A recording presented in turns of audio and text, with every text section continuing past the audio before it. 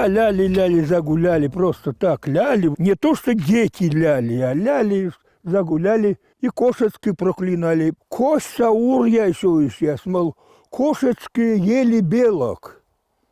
Нигде такое же не ели. Белок же не едят. Собакам кормят, шкурку берут.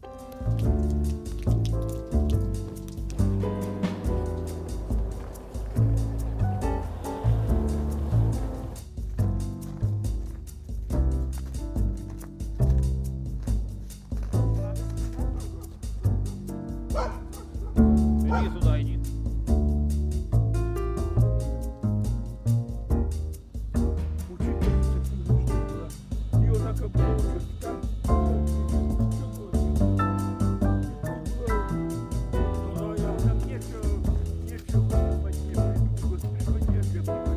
Была драка на берегу. Немецкие солдаты били своих эсэсовцев, солдат. Все простые солдаты били баграми, топорами, чем попало. А за что били? Что, мол, зачем мы на них напали, на этих русских? За что?